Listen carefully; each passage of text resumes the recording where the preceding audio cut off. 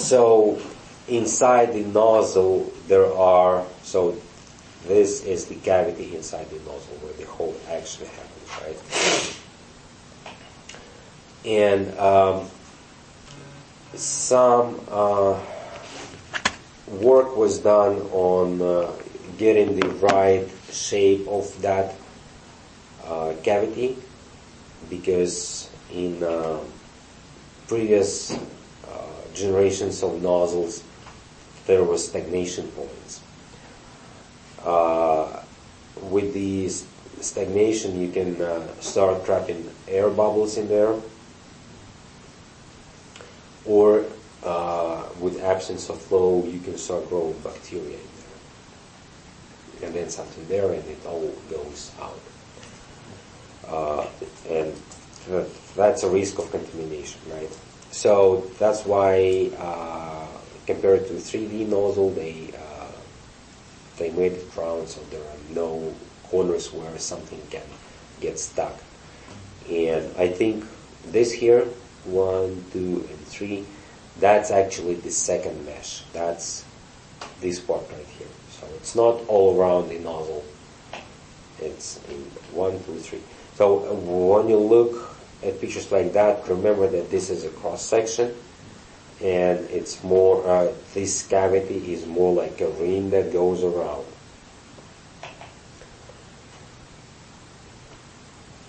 So, land shape. This is the view from behind. This is an actual land. All black around here is the nozzle mesh. The way they do these images and even videos is in Kumagai they have what is called immersion test bench. And how they do it, they just place glass wafer underneath the nozzle and they have camera underneath the wafer. So, and they can film the water body movement when it scans. So, the problem with previous nozzle generation, Vibe 3D nozzle, it had a rectangular land area shape, and it was kind of following the exposure field, right? So you have a rectangular exposure field, so the land area is kind of rectangular around that opening. Well, when you scan, that shape of land promotes such extension of water body tail that it easily breaks off droplets and leaves them behind. So they started working on the shape of this land area so that when you scan, that water body tail stretch is minimal. And they came up with this land area that kind of helps when you scan. That's this was 4B nozzle, and two things that you have with this land shape: improve long step performance. That's when you scan for a long time. You don't go back and forth, but you scan for, let's say, autofocus map in motion, or when you switch RAWs, you have a long scan. On long scans, those are prone to water body stretching too much. So this shape helped with that. And it generally helped with the residual water during the scan.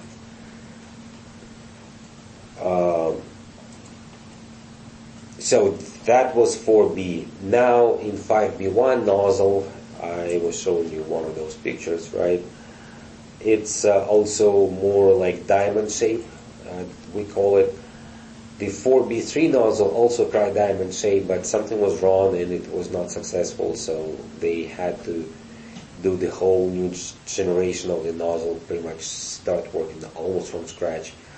And so current nozzles that everybody's switching to, and 630s already have them, have this shape of the nozzle.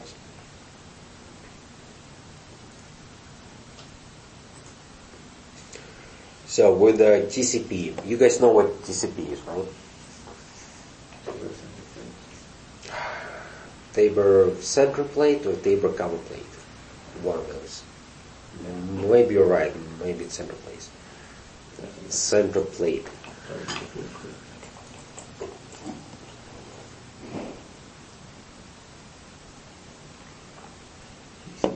Cover plate, you are right. Cover plate, okay.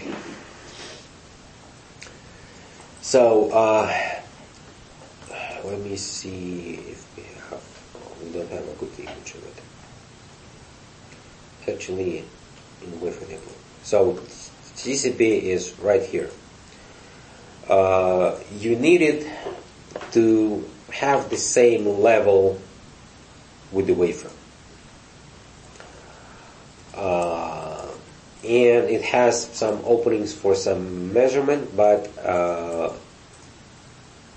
pretty much it's just a placeholder in between GRPs and the wafer, so that it's on the same level. Now, what key points should we be concerned about with TCP? Well, the first is the surface of TCP. It should be similar to the surface of the wafer. And consider you can run different wafers, you have to find your optimum here. Right? So it has to be hydrophobic also. Another thing is that you have these boundaries in between wafer and TCP, which is more important and less important, but still important, is the boundary, not the boundary, the gap in between TCP and GRPs. Because you cannot glue them together, right? You cannot seal this shut.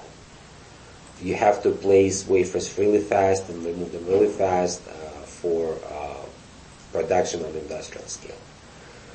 So, but you do not want water to leak through there in excessive amounts.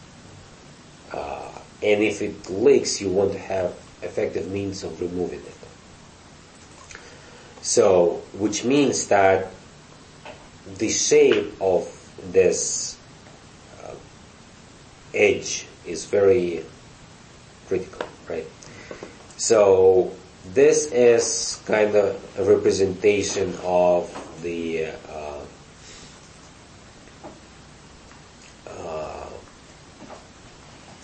TCP.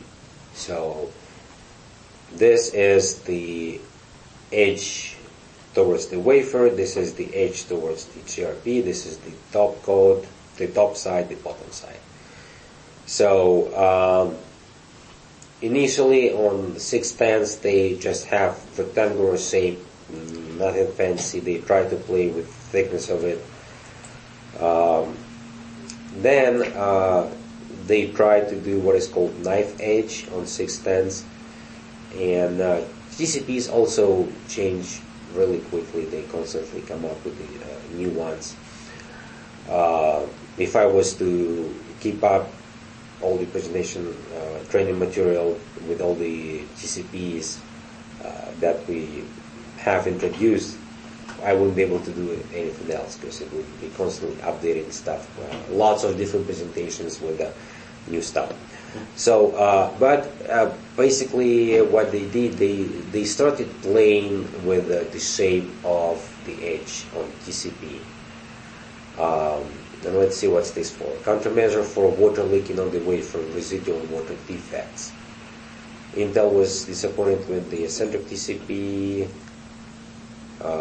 so application is being studied.